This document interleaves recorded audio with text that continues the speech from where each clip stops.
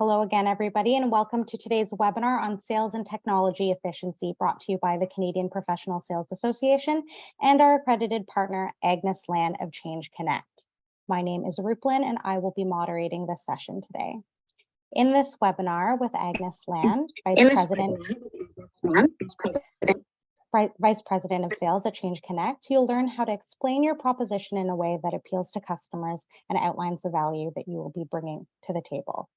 We'll cover benefits of incorporating technology in your sales process, capabilities of sales technology, scaffolding for decision-making and evaluating options, and building your own action plan.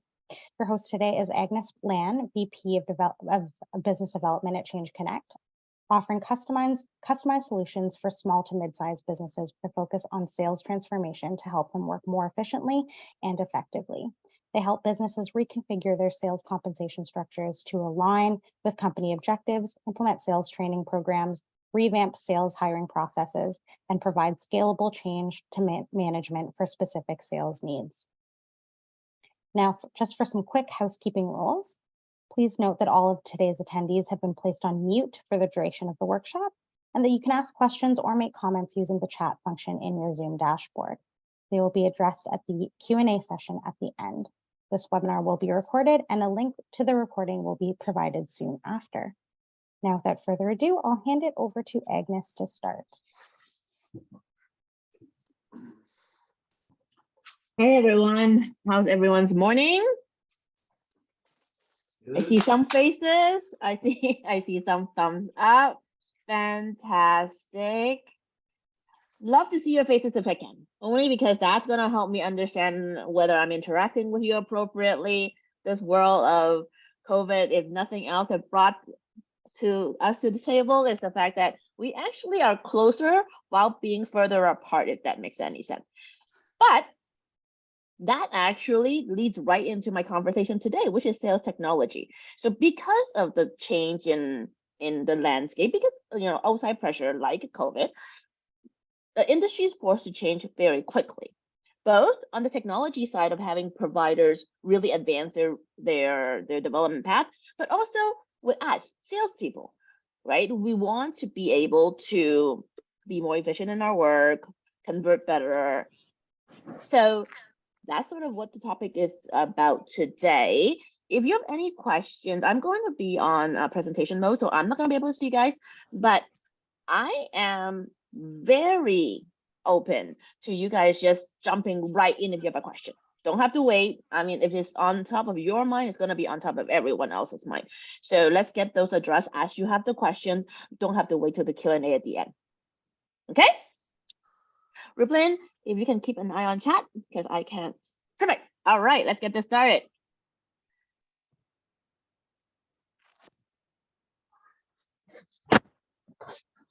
All right. So a little about me. Change Connect, I founded Change Connect about 12 years ago and have been looking to advance efficiency in the workplace for small mid-sized business ever since. We've actually started as a full service management consulting firm and quickly, I would say, pivoted to the love of my life in sales.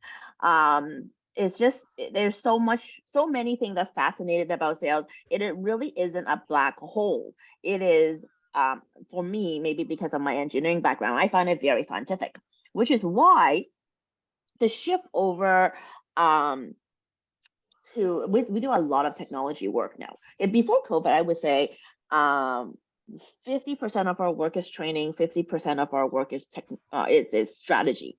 Now, as I look at our portfolio, I would say 50% of our work is strategy and training, and 50% of our work is all around building efficiency in sales team, allowing them to be most efficient through the use of technology when we look at strategy, people, process, and technology. So without further ado, let's move forward and let me share with you why I'm so passionate about sales tech.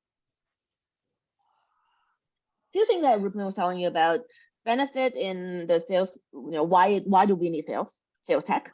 We'll talk a little bit about the landscape of sales tech altogether. I can't get into too much, but I want to let you know the volume of what's going on in the marketplace, and how much there is. Because you hear the one or two names out there, but when you really do this for a living, you realize, man, there is a lot. How do you make decisions? That's actually a general, more general in terms of how do you make technology investment altogether. But in today's case, we're going to talk a little bit about sales. And then last but not least, with all our presentations, we always say, hey, you know what? I spend 60 minutes with you, 90 minutes with you. What are you going to do about it? Right? Valuable time spent together. Let's talk about action plan. So let's move forward. Rippling, keep me honest to the clock, okay? So what is sales tech in the first place? So, I want to keep it simple today in terms of the idea of defining sales tech.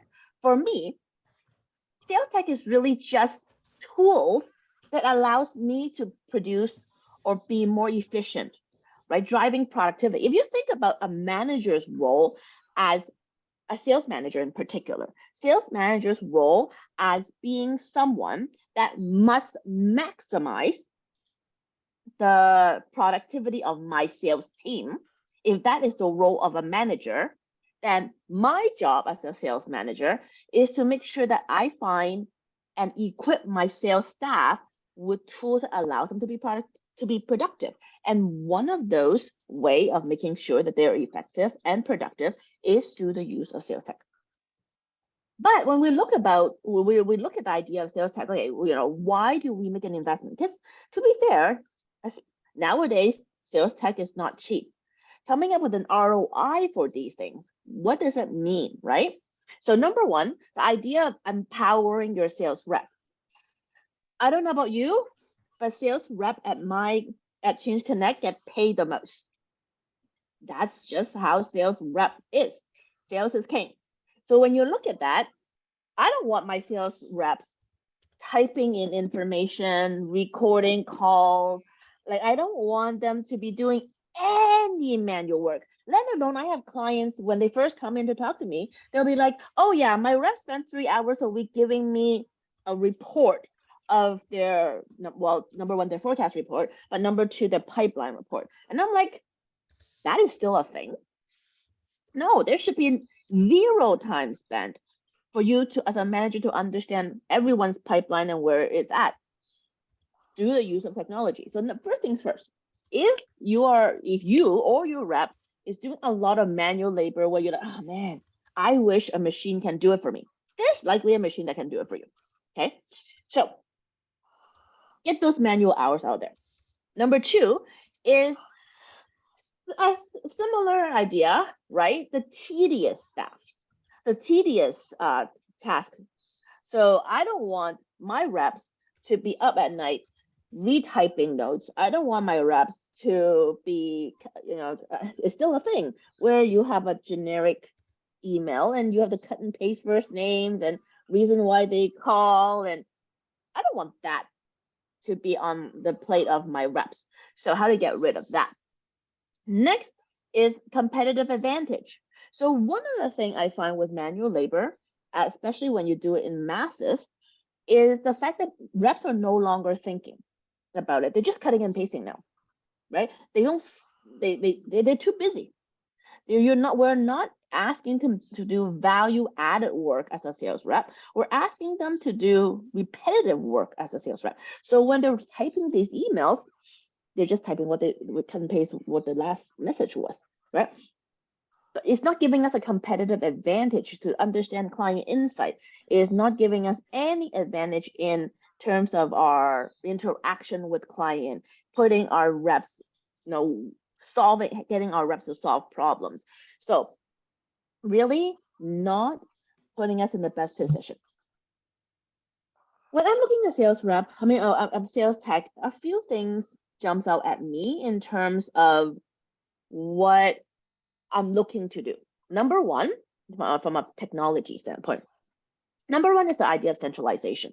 So as a manager, I want to be able to see everything at one go. Same as at my rep, I want to see where my deals are at at one go.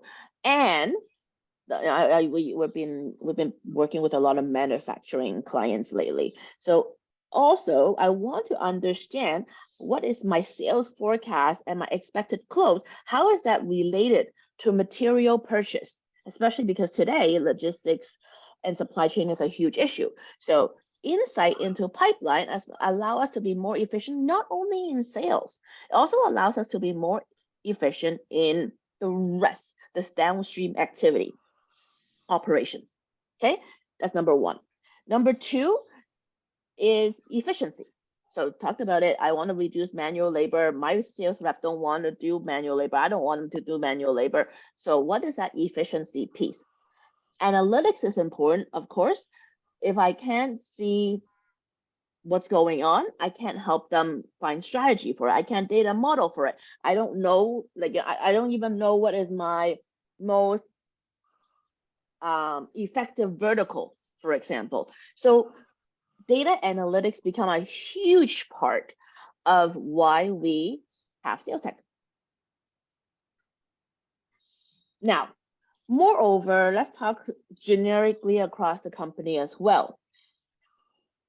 Security is twofold, actually threefold. If you think about it. Security, of course, as we go online, one of the big part in our education for technology is also the idea of cybersecurity. So what are we doing? Especially because cybersecurity is a thing. Like in our cybersecurity training, one of the first thing we talk about is not if you get a cyber attack, is when you get a cyber attack. So what is your contingency plan around that? That's number one. The other thing that we also start talking about is access to data, right? Although access to data have always been a thing, because we've always talked about having backups, where it is, what are we going to do if we have no access to data. But if you think about the summer, I don't know how many guys are Rogers customers, to have access to not have your data for days. What is your business going to do, right? I don't want that $59 back. That's nothing to my business operation. So when I think about that, how do you access data if there is an issue? And I was telling one of the clients that if it's a one-day problem, right? So it's a one-day problem. It's very acceptable to say today I'm going to close shop. I'm not saying you have to have it, but my problem with the Rogers issue is it was multiple days, right? For some, whether it's internet, whether it's outage, whatever it is, there is, what is a plan around data, access to data as well. And then last but not least, in terms of security, this one's an interesting one too. I'm still dealing with a lot of reps that have things on paper. So how is that allowing the organization to pick up where it's left off if my rep wins a lottery? What happens with those accounts? So around data and security, then there's idea of flexibility. Going back to my rep that won the lottery, he or she might still love to work, but now she's going to work in the Caribbeans, and I'm going to be okay with that. So how do you create a flexible work environment allowing people to work remotely, right? I don't know. I'm a full-time rep. I don't know if I can ever go back to seeing 3 clients a day. Like, the GTA and this traffic. So the max I could do pre-COVID was 3 sales call a day. Nowadays, I do 7, 8 sales call a day. And I'm still home to open the door for my son when he comes home. So times have changed, and we have to have technology that upfit our staff to ensure that they're efficient. Remember, the job of a manager is to make sure our staff is productive, and flexibility also is a consideration. Last but not least is communication. Communication between me and my staff, communication between my staff and my staff, and communication between my sales reps and my operations team, or my ticketing team, or my field service team. What does that look like in terms of communication, right? I was working with a R&D company right now. They are super cool. Can't tell you who they are, but I bet you everyone have heard of their product. And they the reason I can't tell you, although I'm super proud of them, is because the fact that in order for them to figure out whether they have enough inventory and give you a promised date of delivery, they actually have to make 3 phone calls, because they don't have an inventory management system, nor are orders tracked in a centralized location where they can look at orders, right? Communication amongst the team members. I'm not saying, oh my God, just rely on Slack, or oh my God, just rely on looking it up in ERP yourself. That's not what I'm saying. I'm saying there are different ways to communicate, and why wouldn't we prefer a way that is more flexible, less disruptive to people's work? So think about that. Now, of course, when we talk about sales tech benefiting, we're always talking about benefiting the buyers, right? We're all talking about benefiting our customer, not just the rep themselves. So you're really looking at a few things from a rep's perspective. This is sort of my change management, putting on my change management hat, is sometimes when you tell them, okay, use tech, because I know 30-ish% of my reps don't like tech. So how I'm going to convince them to use tech if they don't love it? Well, you can convince them it's because, well, your customer will be more efficient, you get better communication. But at the end of the day, rule of thumb in change management is what's in it for me. So I'm always thinking about what's in it for the rep in order for them to do more, to want to use this. Number one is improving engagement response time. We all know, scientifically proven by numbers, that your close rate is better when you reply within 1 hour. Then slips, if it's 2 hours, still decent. Then when we're talking about a day, that's kind of where it's at today. Beyond a day of reply of a sales sort of inquiry is decreases your closing ratio significantly. So how does sales tech allow you to engage better? Number two, increasing size of the stakeholder engagement. So I was working with a client where before they implemented sales tech, of this particular engagement sales tech, any given rep were given about 40 active account to work on at any given time. Okay, in that particular company, that was a ratio 1 to 40. Now, after we implemented engagement platforms and automation platform, each rep is doing 1 to 200. And on the client side, they don't feel a thing. They still feel the same level of service they had when it was a 1 to 40 ratio or 1 to 40 prospecting ratio. So absolutely, we're not hiring new sales reps. We're trying to make them more efficient, right? We're trying to make that do well, do more. Number three, we want to improve the quality. So going back in the old days when we're doing cutting and pasting of emails. So when we're doing cutting and pasting of emails, that's all we're doing. We're doing cutting and pasting because we don't have time to think. But in the sales tech world, once the various different avatar is charted, so I was working with another client where we laid out 7 different avatars, and each one of the 7 avatars have its own journey. And based on its own journey, we're able to chart out what is the various different touch point, and then it's set it and forget it.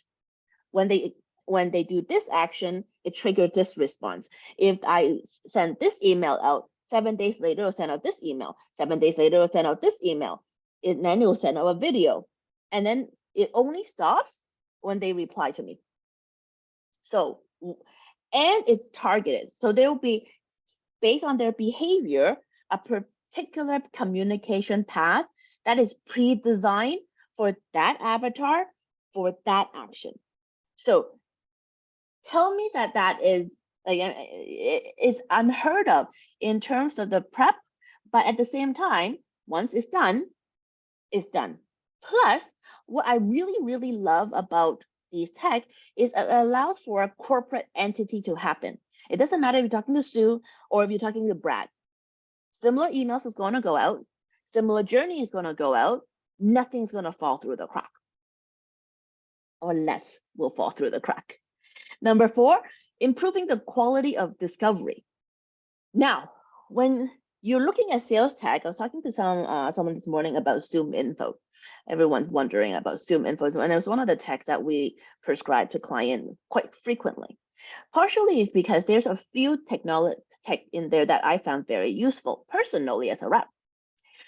So you know how all of us are wondering if the iPhone is listening to our conversation because I talk about sneakers. I've been talking to my son about those Air Jordan that is costing way too much for a kid. Then all of a sudden I have these Air Jordan ads that comes up on my phone. And maybe because I live in the sales and marketing world, I'm over the fact that this is an invasion of privacy. I'm trying to look at it in the positive light to say, hey, you know what? I don't want you to serve me junky ad that I don't care for. Serve me stuff that I actually care about if you're going to serve me something anyways. Okay. So what the quality of discovery and why those is relevant to my Zoom info conversation this morning is because there is a section of sales tech called intent technology. And in and around that, it actually tracks which organization is looking at what keyword, allowing you to be very, I guess, relevant when you have those conversations with stakeholders. So for example, one of our keywords in Zoom info is the word sales training. So I will know within a particular geographical boundary of a particular size of client that I want, of a particular title that I want from the stakeholders and decision makers and influencers, it will give me a list of how many times they have searched this keyword in the last 30 days, who have searched this keyword in the last 30 days, how relevant is their research around it, and giving it a score of its intent. Not just Zoom Info, there's quite a few out there that would do the same thing. Zoom Info just happened also to have the biggest database of clean lead contact data. So when you look at that, right, it definitely improved the quality of discovery because I'm going in, I'm having relevant conversation with people that cares about what I want to say. Okay, that's where sales tech is at, right? Take a lot of guesswork out of what traditionally we need to live with as sales reps. Let's pause for a moment to take any questions if you have any. Nothing for now? Okay, let's continue.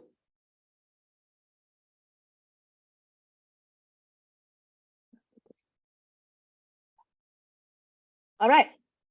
Now, remember I told you the world of sales tech ballooned since COVID. It's actually been pretty robust, I would say, as of 5-7 years ago. However, definitely a lot more sales tech in the last 2-3 years because of the whole hybrid situation, the whole remote situation, allowing for additional tech to also come into play in the sales process. Now, before we talk about tech, I'm going to talk a little bit about sales trend. Why is it moving? Okay. Let's see why. Too fancy, these decks. Okay, so let's talk about sales trends for 2023 first. Because based on the trend, right, if this is what my customer wants, I have to work backwards to figure out how to serve this to them. And then as a rep, as a manager, I'm going to look at how can I be doing this more efficiently. So number one, when you do demos, if you're in the world of SaaS, if you do demos, you really need to sell the problem, not the solution. So I still have a lot of reps going in, doing pitch deck around their features. Worst possible way to do demos. Because it's not about you, right? It's always about the person you're speaking to, not about you. So we've been trying to, as part of our sales training, we've actually been trying to educate clients to do what we call the choose your own adventure deck. It's a bit more onerous to put together, but it addresses all of clients' problem. They pick their own solution. And because they're the one who told you their path, they're a lot more engaged in these demos. Number two, the sales process will require more touch points. So we've done a study back in the days, early days of COVID, where we're looking at the customer journey. And as we look at the customer journey, Before COVID, the first human touch point happened at about the 37% mark of the customer journey. You have the suspecting, your prospecting, your introduction, so on and so forth, your regular path. The first time they actually reach out to anybody is at the 37% mark. Nowadays, post-COVID, the first time they reach out to an organization to get more information, to talk to a rep, is actually at the 66% mark. So you think about that for a second. Let it sink in. They used to talk to a rep much sooner. Now I have a voice in the decision-making process. Between the 37% and the 66%, think about it. If you're not serving the right content, if you don't have enough non-human touch point designed in your customer journey, now you're leaving it to chance. You're leaving up to the prospect to interpret your information so that you get shortlisted at the 66%. You see that this is our website. We're in the middle of redoing our website, but you see these let's chat bot icons in the bottom. That is carefully designed around your your hours of operation, common question of what you're going to ask. Really understanding how do you map that customer journey in the various different touch points for efficiency. And making sure that we're not leaving the 37 to 66% customer touch point and interpretation up to chance. Next, existing customer will take priority over new ones. There was a wave before where we're always talking about customer acquisition. You still have to keep in mind, customer retention is cheaper than customer acquisition for the most part. So I'm not saying don't get new one. I'm saying, hey, how can we, using sales tech, service our existing one better as well? Next, the hierarchy of sales.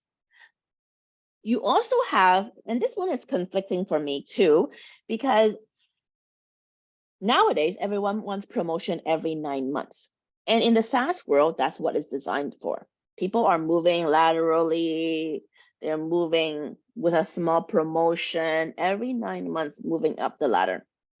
But at the same time, what we're also seeing is that the nature of sales, the architectural nature of sales have flattened. So everyone have access to these VPs now in sales, in your sales organization. So how do you go about training internally your reps to be more efficient at every stage, understanding they're putting on more hats?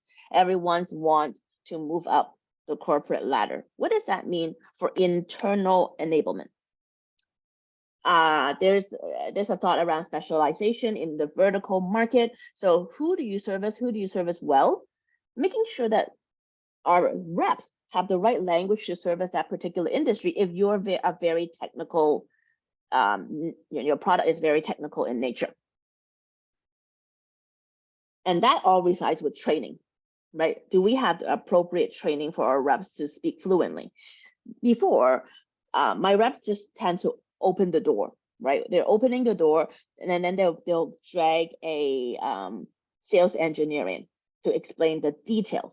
And you still have some of those, but because the world of sales have turned into a problem-solving world rather than a feature or product-selling world, you've got to be able to speak the lingo. I was sitting in a vendor demo last week, and it was an ERP demo. So it was, and these reps are slick. Like, we're talking about first-tier ERP demos. We're not talking about second or third-tier ERP demos. So these reps are slick, but I know the client's not keen on them. Partially it's because the demos that they put together weren't addressing their vertical needs. They were a subtrade in the construction industry. So generically, they talked about a lot of dashboarding. They talked about their financial feature, which is also a requirement. But if you don't speak in your client's term, nowadays, that's not going to fly. You're not going to get away as a rep and say, oh, I'm a rep. I don't have the engineering degree in it. That's no longer a thing. So how do we internally train our reps to have that vertical knowledge and speak the language of our client. Sales culture is going to be a big thing. Partially it's because, guys, we're dealing with a labor shortage and it is tough to find reps. We, yes, we all think sales. We do anything that have to do with sales, we do here at Change Connect. And one part of our offering is actually hire sales reps. And I can tell you, I would say early COVID days, because it started not recently, started quite a while ago. Early COVID days, we can actually find someone for a client, I would say within 40-ish days, I would say 37 days was our KPI. But nowadays, I can tell you, we're looking at 60 and 90 days if we're lucky. If we're lucky, we're fighting with this because it's now hybrid workplace or remote workplace. We're finding that we're fighting with US company a lot for top talent, and then now we have to pay US dollar or US dollar exchange equivalent, so a lot more expensive. So the idea of sales culture becomes one that we need to invest in because we can't afford for them to leave. So what is that culture that we want to build? Last but not least, and it's calling through CRM. And then that's a huge one for me personally, because you want to track those conversations. You want to track those conversations in your CRM so you have it on your customer record. So how are you going to connect your technology, allowing for this valuable content conversation to reside in your CRM for everyone to review on the customer file, right? You're not typing notes. Typing note is still someone's interpretation. Let's just have the call in our CRM in the first place. So all that have everything to do with your sales stack and how you put everything together. There's a huge part lately on sales coaching as well. So the idea of having these recording, having technology allowing you to break down the recording. I'll tell you how sophisticated the reps are, the techs are nowadays. Let me see if that one is here. This is the world of the sales tech we live in. And this is just, I've only put in our research for, I think, prospecting and engagement and enablement techs. That's just a slur of what we're talking about in the world of sales tech and what it does. But one of my favorite tech, not here, no. So one of my favorite tech is actually this listening tool. I call them listening tool. Other people call it coaching tool. Is this tool called Gong. So Gong records your calls. And what it does is it breaks it down. It breaks it down into analytical understanding of how customers behave and feed that information back to you. So for example, one of the research that I found very interesting is they listen to millions of calls, and they said, one of the research is the closing rate is higher by 8% if your prospect, let's say your prospect swore on a call, and then your rep follow it up with similar language, that dialogue at the end of the day would yield 8% higher closing ratio than someone where the prospect swore and the rep did not. So now, who would have thought of that? But research now tells us, based on very analytical understanding of listening to these calls, that is a thing. Swearing is a thing in the sales world. So how do you incorporate that to give yourself a best chance? I also like Gong because it records all the call. And what we end up doing for our sales coaching exercise is we listen to those calls at a 4:1 speed. 4 times the speed, and then we'll make notes because they already help us make notes. So we'll also make notes, and we'll be in real time be able to give it back to the rep for continuous improvement on a daily basis, sometimes weekly basis if we're too busy and backlogged. But nothing really goes unanalyzed. That means every moment we are inching toward better productivity. every moment we're inching toward better closing ratio. That's how all these tech is supposed to be, productivity. Now going back, I skipped a slide. It's showing you the world of tech. For today's discussion, like I mentioned, we try to do sort of a landscape, sales tech landscape study once a year in about June. And last year, I went to our analysts and said, hey, you know what? I know the world of sales tech have exploded. Why don't we do, quote unquote, an update in December? So the analyst went away and came back to me and said, Agnes, you know the update you're talking about? Can you tell me how many days, it is a consulting world, how many days am I supposed to spend on this? And I'm like, well, I just thought it's an update, maybe 3 days. Just do a quick update, all these people don't do the research. Just a quick update. And they came back and said, Agnes, the world of sales tech have changed so much since our June published document that to do it would be like a same exercise as we did in June, which takes about 3 weeks. Agnes, do you still want it? And I'm like, no, no. But that's how fast the world of sales tech is moving.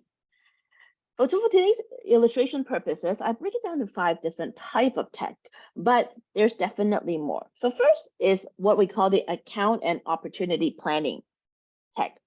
And simply put, that's your forecasting technology around it.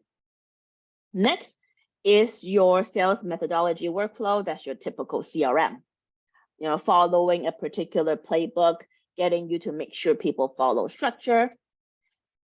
3, content management. Told you guys before, everything is now non-human touch point up to the 66%.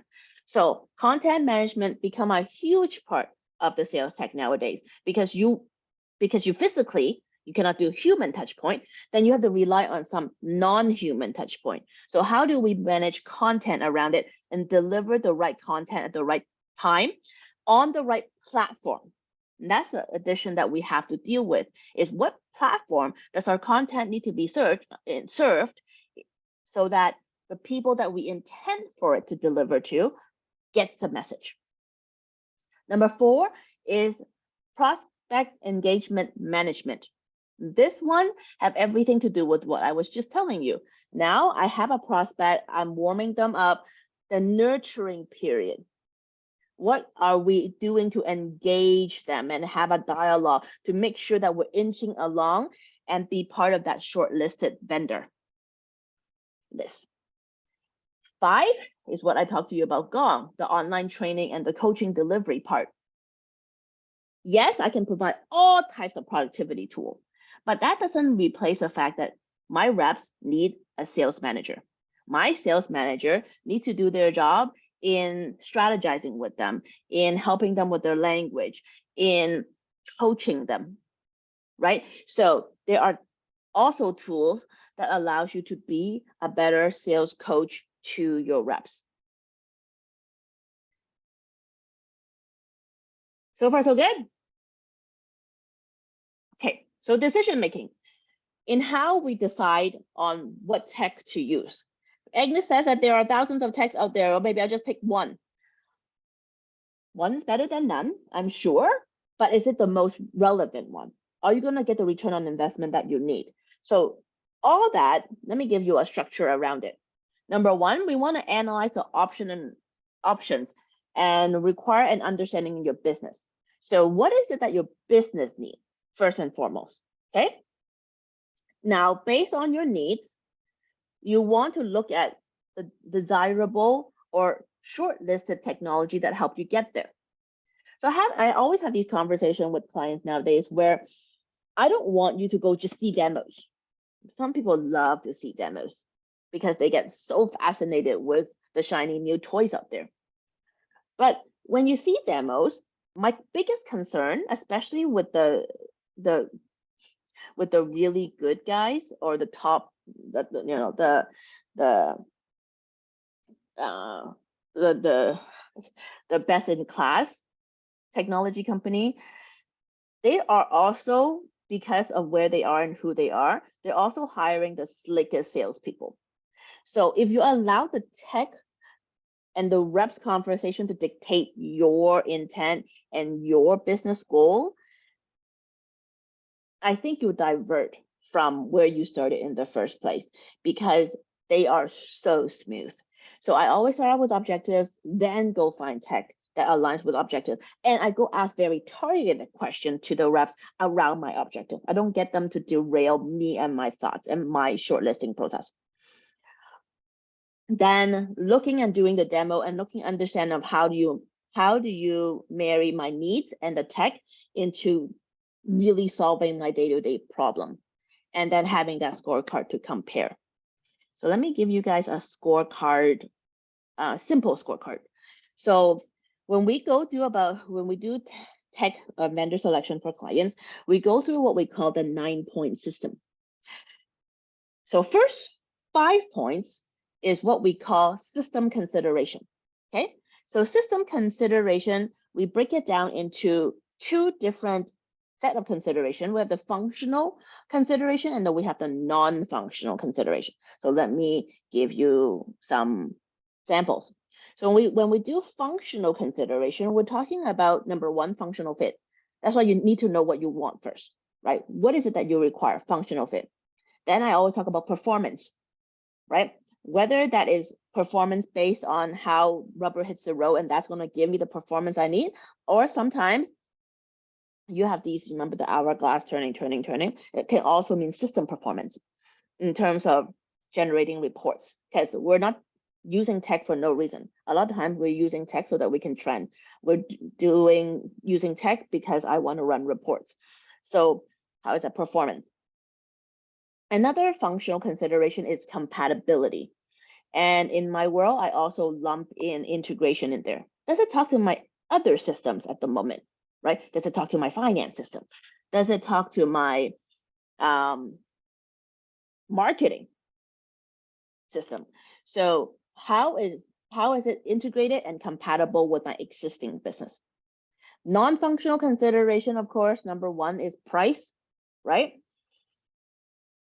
Chorus and Gong have similar functionality. They are different price point. Am I going to get the value from one over the other? What are we talking about here? What is the price and the value associated with this investment? Next, back to what I was saying in terms of wow, my God, there are thousands of tech, is the idea of maturity. Nowadays, when we try to prescribe a tech stack to our client, we try to stay away from the newbies. Nothing wrong with the newbies. I love innovative companies.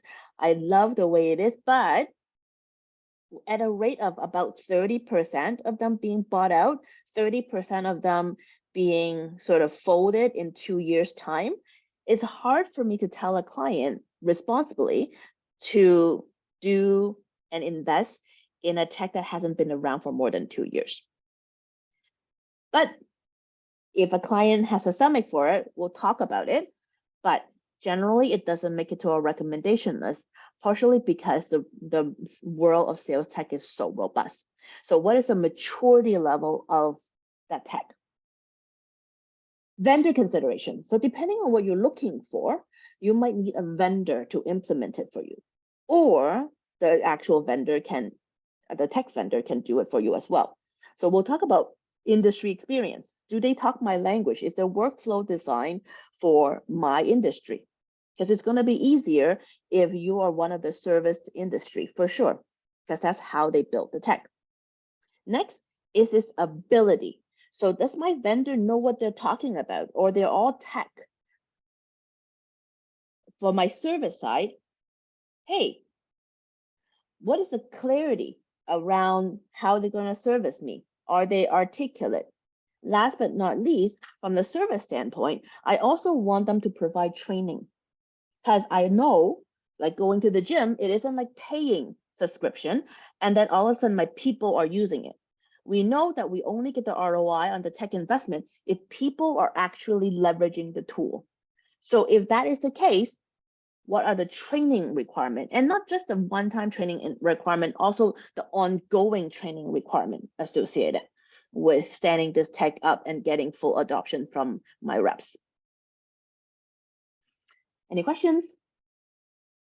Awesome. Now, like I mentioned, you spent the last 45 minutes with me. So let's think about how we're going to put this into action. First things first, like I mentioned, you got to know why you want a sales tech, right? What are the pain points right now? What are you trying to resolve as your pain point? Number two, you want to also understand your current level of digital maturity, right? I can't get you a very sophisticated tech if you don't even have a CRM, right? You need something to bolt it to. So what are we talking about in terms of your appetite for going down the digital journey? Next, you want to go and align your tech needs to your objective. I'm not going blindly searching for tech. I want to understand that the tech solves my problem. We want to go search for vendors in the marketplace. I generally say, begin your research with about 5 or 6 vendors and try to do as much research as possible. That's your 37% to 66% mark, because they're not going to reach out to you. But try to get as much information on 5 or 6, and then try to book demos with 3. You don't want to sit through 5, 6 demos. So what does that 2 or 3 shortlisting process look like? Of course, work with your vendor on an implementation map. What is it, a big CRM implementation, or is it a listening tool? Is it a enablement tool? Is it a training tool? What does the implementation roadmap look like to ensure we have a successful launch? Then, based on all that, we want to do our due diligence. And one of the key parts of due diligence that people generally overlook is talking to other clients of theirs that is in the same industry as yours. Not only looking for use cases, but actually talking to them about the implementation process, talking to them about the ROI after the first 18 months, talking about the hardship of implementation, really trying to do the due diligence like you are going to go through it, and so that you can anticipate the possible issues that might come up.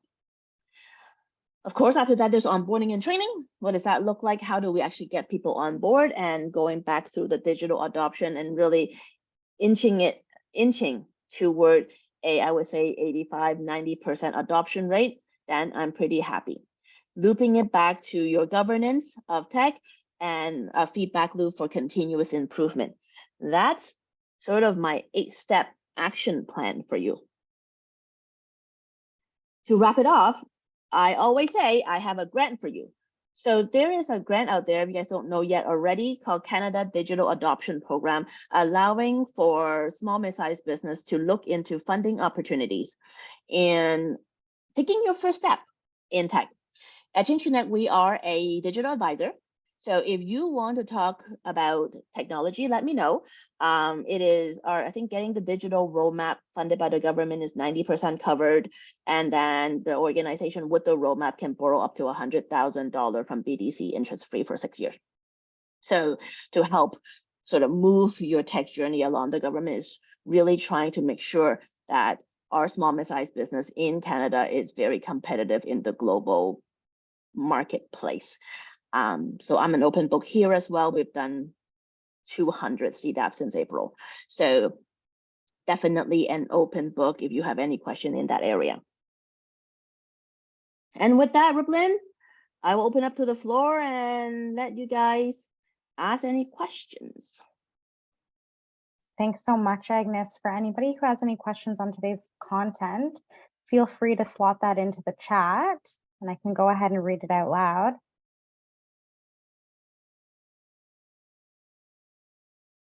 Agnes, what are some of the benefits that you've seen since the implementation of tech sales? Yep. So one, like I mentioned to you, I find I love sales automation. Partially is because I feel right now we are, as a sales industry, I don't think we're using enough automation. We're still leaving up to a rep to remember to do something, right? Gone are the day, before a step up is having a CRM. right? And then tracking when we're supposed to follow up, and then going to our CRM as our day timer and going down the list of things to do based on what I've tracked. Good, right? Good. But what if all that subsequent follow-up, all that subsequent touch point is already set and is already automated? So taking that guesswork, taking that tedious work, like I mentioned with one of the client, 1 to 40 to 1 to 200 is a lot more customer and a lot more closest with the idea of automation. So definitely that's what I've seen. I've also seen better customer service because now the reps are not scrambling to get these follow-up calls going, these follow-up emails going with, sending brochures, sending price lists. They're no longer focused on that type of work. They're focused on asking the prospect good questions around their problem, really spending the time problem solving, really being the bridge between the prospect and internal team around how can we solve this problem so that we don't, I always say we try to fit their problem into our solution. We're now the other way around where we're trying to be creative because now we understand the problems better. So much of that have to do with the quality of conversation that's happening because my rep no longer have to do the manual labor. So quite a few dimensions that we're hitting with sales tech. Thanks, Agnes. A good one here from Rachel. For B2B, what is the most critical technology outside of CRM? So it depends on also what you sell. I think that's an offline conversation, Rachel, but because one of the I'll give you a classic example. So we did AI language translation company recently, and we looked at their stack. So they're already on HubSpot for CRM. So we're looking at how can we get them to their customer base better. So what we prescribe there, and as I said, it's different. That's what the CDAP is for, right? So we looked at based on volume, based on industry, based on who is their customer avatar. In that stack, we ended up suggesting that they should go with Zoom Info because they had a very particular need around the database that they want to farm, which is the lawyer industry. So Zoom Info, and then we also stacked it with Air Call for that client. So how do we get voice over IP connected to your CRM so that the calls are recorded so that we can have the coaching conversation so that every conversation is there, but also the key to something like a voice over IP line attached to your CRM is, and connecting calls the same thing, where it'll keep dialing until someone picks up, or it'll dial until it's an answering machine and you have a default message for answering machines. So, I mean, you're making 100 calls in an hour. That's unheard of if you're doing it manually. So that's what we ended up doing with that client. But like I said, Rachel, we have a separate conversation around you guys in particular, what you need and what the pain point is right now. So you can message me after. Anything else? Agnes. Yeah, a few other questions. Hopefully we have some time. But from Francis here, how much time on average would you say is required to assign towards the roadmap and creation of content for automation? And then Francis also adds, creating content takes a lot of time as well as creating the proper journey. Prioritizing that time over day-to-day tasks is really challenging. Talk to me after, Francis. We actually do that for clients as well. That's our customer journey mapping offering. But you're right.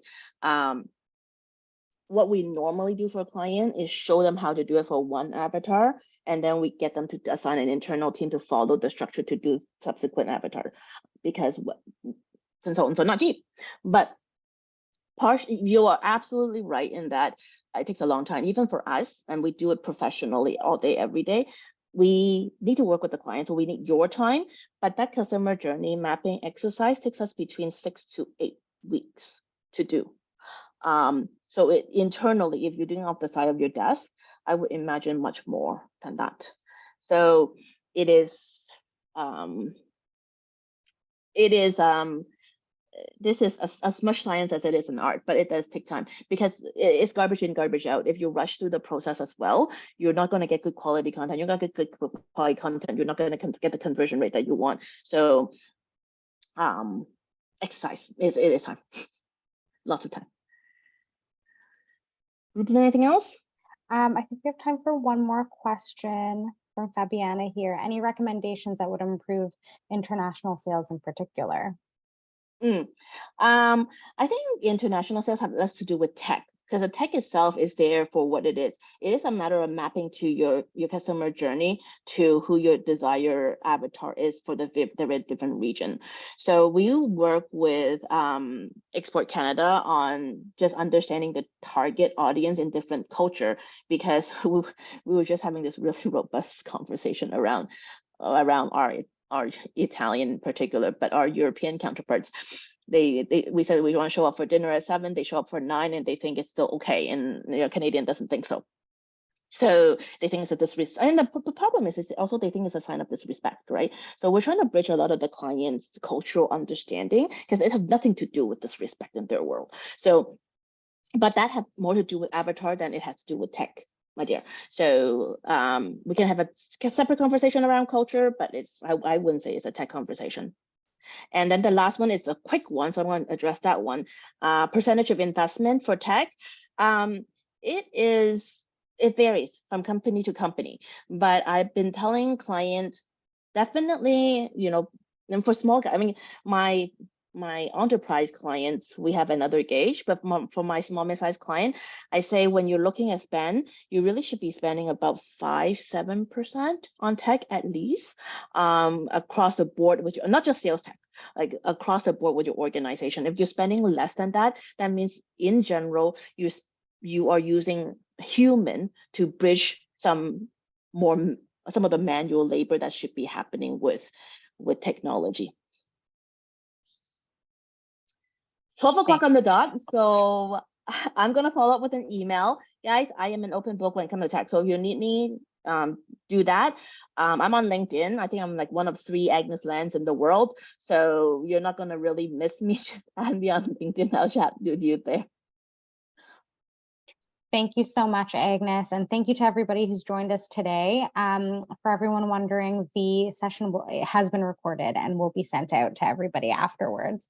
Just give us a couple days before we send that out to you. But I wanted to wish everybody a great day today. And again, Agnes, thank you so much.